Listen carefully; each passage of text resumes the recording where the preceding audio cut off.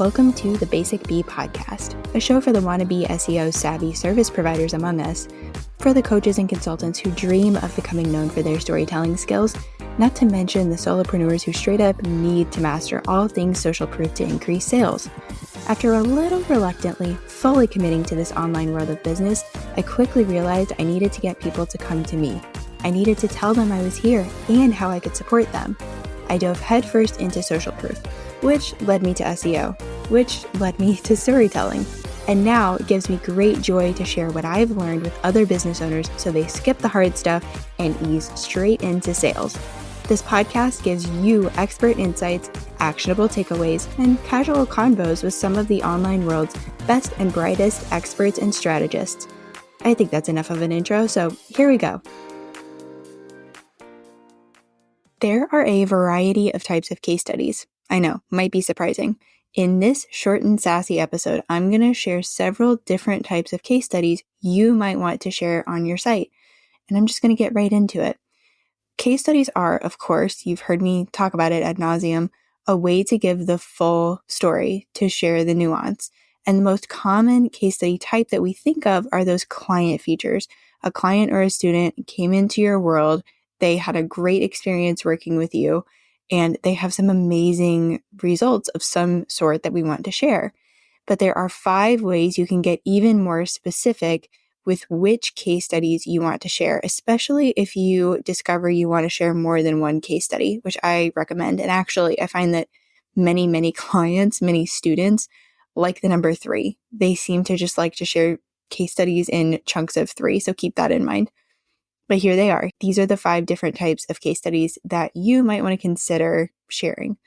The first one is different offers. This is a pretty obvious one, and I'll use myself as an example here. I've got 2 main offers. I have Done For You case study copywriting, and I have my SEO Help Me packet. Those offers are very different, and I want to be able to go in depth explaining each of them. So I've had Donna and Justin on the show to talk about their experience with the SEO packet, and soon I'll be having guests on to talk about their experience with the case study copywriting as well as the program, so the Done For You and the program, and then turning those podcasts into blogs for the podcast and eventually full-blown case studies. I want people to be able to try before they buy. As soon as I came up with that phrase recently, and I have not stopped saying it because it really is like, there's nothing that does this better for service-based businesses than case studies. We get to actually take people through our entire process. So it's pretty freaking cool. The second type of case study you might want to consider offering or sharing, rather, are different types of clients. So I recently worked with a client of mine, this gets very meta over here, who wanted to showcase the different client personas she works with. Some people have gone through a program like hers before, some are completely new to the online business world, etc. There are different circumstances. People are coming into her world with, different backgrounds, different businesses that they want to go into. There's just a lot there, right? And there's different personas. So we have 3 with this client. I have 3 different client personas we're writing and sharing about. This really allows readers to connect with someone they identify with. It makes them, the reader, feel very seen, and that leads to conversions. When we connect with someone and we feel like we're reading our own story, and we get that feeling like, wow, this could really work for me too, because look, that's just so powerful. In my mind, there's just nothing that compares to that. Then we have the origin stories. This is the third type of case study. This is where you could share what inspired you to start something or to launch something. And that something could be your business, a product, a program, or even maybe there's a major shift going on in your business. Maybe you used to offer X service and now you're over here offering Y service. Even with me, that happened with going from just being a massage therapist to being a copywriter. So this case studies like this really help you bring people along for the big transition. It helps someone understand you, better understand you, or even better connect with the why or the mission behind the program or the business or the offer. And when we connect with things, we feel more invested in it, especially millennials. And therefore, we're already more intrigued in joining or buying the thing or working with someone, you, in some capacity someday. It might not be immediate, but even just like planting this seed in someone's brain by having them read the case study, there could be long-term payoff for you. I know I've read a post or read a case study and been in someone's world for a while after that because I just really liked what they had to say, what they were offering. I liked their vibe. I liked their mission, and I stuck around. So you never know. This could be a long-term play. It could also be something that works just like that, really fast. The fourth type of case study you could consider are what I call the whoopsie stories or the failure stories. And I'm doing air quotes as I'm saying this.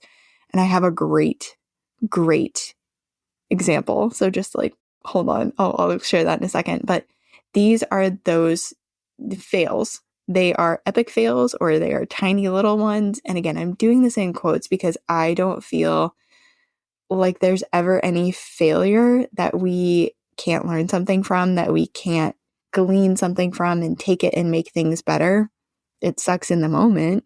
Maybe you feel like an idiot, but there's definitely something that can come from this that can be great. So why share these stories? Well, it shows you're human, and people really are loving that right now. Knowing that you're human, knowing that you have faults as well, knowing that you're not up on some pedestal, it allows you to talk about why you changed something or what inspired you to do things a little differently. Okay, so my story is pretty hilarious. And one day, you know what? I should probably have Ashley on the podcast so we can talk about this together. But what had happened was Ashley hired me to do a done for you case study. And Ashley and this client had recorded the interview. So I took Ashley through my process. I had her fill out a questionnaire. I watched the interview. I pulled the quotes. I created the story arc and I just started writing. And I got through the entire first draft and I had my copy editor look at it. I felt so good about it. I was like on cloud nine. I was stoked. I sent the draft off to Ashley. And then we started workshopping the draft where, I'll have clients come back and give me feedback on, I want to add this in, or I want to downplay this a little bit more, or, I thought this was going to be something great for the story, but it's really not. So could we pull it? Things like that. So we had a couple emails and Voxer exchanges and, just tweaking the Google Doc. And at some point, Ashley Voxered me and she's like, okay, I was really trying to work with this draft, but it's just not going to happen. And, here's where we're at. I had written the entire case study for the wrong deliverable. The entirely wrong deliverable. And it's comical now, and even then we laughed. But at the time I was like, oh my gosh, what? I felt bad. She felt bad. And really, it was just like, okay, this is where we're at. I was able to salvage most of the case study. But I really needed to write that case study for the correct deliverable because the way she's using this case study is she has ads running and then it sends people to this case study. And then, the hope is that they buy into the program.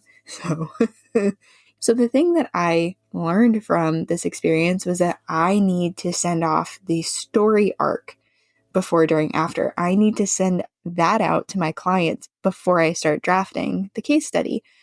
So that was a really great lesson for me to learn. And again, it's funny at the moment, I was like, I did what? But it was amazing. And now I have this checkpoint, and now my clients also have an additional time where I'm checking in with them and sharing something, and it kind of keeps the excitement high anyways. So that can be the power of sharing and writing one of those whoopsie or failure case study stories. The last type of case study you might want to consider sharing is a case study about yourself. So there's a few different ways we can break this down. So this is one, but there are 3 different examples. And Dallas Travers, I think, said it best. At some point last year, I think, she shared something on Instagram where she said, you might be your own best case study. You, having taken yourself through your framework, had great success, and then you were like, I have to share this with people, whether that's in a one-to-one capacity or a group capacity or whatever it is.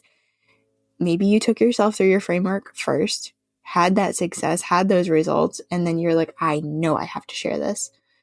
That could be one example of a case study about yourself that you share. The second way you might want to think about using yourself as a case study, and I really love doing this, is where you write about your experience in a program or your experience using a product or working with a service provider. And I have a couple of examples. My experience with Donna for Akashic Records readings. There's a blog I wrote on my website. I will make sure to include that link. And then the second one, which is a recent podcast episode I did, is working with Sally as my business and mindset coach. And I had her on the podcast. That was one thing I really wanted to talk about with that episode. And then it will turn into a blog, and then it will turn into a full-blown case study, like I said, on my website. But you could think of any like reviews that you've written, products that you really liked, and why you liked them, and how they changed your life or impacted your life, what you've gained by using them, things like that. Just think through. I mean, there's products that I've used. Like there's a sticker company I absolutely love where they did custom stickers. There's just like so many things, if I think about it, products for my dog Jack, where he's like really picky with the types of supplements that he'll take. And I found this one company, Pet Lab Co., and I absolutely love them, and he does too. And anyone who's out there who hears like, oh, you have a picky dog too, like your ears just immediately perk up when someone shares a story about something they love. So the third type of case study about yourself that you could write, it's kind of along these same lines of there's a program you've gone through or a product you bought or someone you've worked with, and you're an affiliate for them. Let's say that happens, and then you share the case study of using that. Actually, you know what? I did this with my friend Yasmin on the podcast, and I'll make sure that that is linked below too. But if you're an affiliate for something and you share your experience, I've also done this with Styled Stock Society. I've shown people how I've used the images and the templates. Like when I love something, I am going to be out there talking about it, you know? I am going to be sharing in any way, shape, or form that I possibly can. So as you can see, the possibilities are pretty endless for the types of case studies that you can share. I would encourage you just to open your mind and let inspiration strike. And as a quick recap, you've got these 5 different types of case studies and probably many more available to you. You have different offers, different types of clients. Remember those client personas.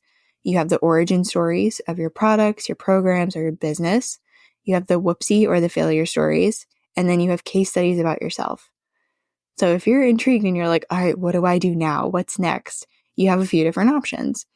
If you've identified some ideas for case studies, but you want to get prepared for the interviewing part of the process, join the mini interview training. It's going to start on March 24th. It's a 4-day email course experience with a live call with me, and it walks you through identifying who to interview, how to approach them, and how to structure an interview, as well as the exact questions to ask during the interview. A second option would be if you want someone to write the case studies for you. That's a done for you service that I offer, and I'll make sure the link is below. And thirdly, if you know that you want case studies, but you want to learn how to write case studies from idea to published post on your website, the case study training program opens April 22nd, and the party officially starts on April 29th. The sales page is under construction at the moment. There are a few last minute tweaks I wanted to make, but I'll have it live very, very soon. And when I do, I'll make sure that link goes below as well. In the meantime, if you've got questions about the program, you can always reach out to me on Instagram. Regardless, I hope this inspires you to pick out some case studies, pick out some clients or students that you want to feature, and share those stories. Share them on your website, on social, on your podcast, and your emails. Get the word out, because these are really, really, really powerful. That was really something, wasn't it? Let that really sink in and guide you toward being the answer to even more Googled questions. Thanks so much for joining me this episode. You are the reason this show exists and that it keeps growing. You know, thanks to all those follows and reviews. If you know someone who could benefit from what was shared, send it to them. We don't do shy around here. If you thought of clarifying or follow-up questions while listening, you know what to do. Say hi on Instagram. Check the show notes for all the things that were mentioned, and I'll talk to you soon, friend. I get it. You want to celebrate your clients, lift up the work they're doing, and use your student successes in a meaningful way. And you know case studies allow you to do that. But first, you have to figure out who to feature, and then you have to get quotes from them. Don't let the boogeyman bite you in the tush just yet, because you don't got to figure this out on your own. That's the exact reason I created the Who and How to Interview for a Case Study mini training. Over 4 days, you get resources to help you figure out who to feature, approach that person for an interview, structure your interview, and know the exact questions to ask during the interview. The link is below, and we start on March 24th.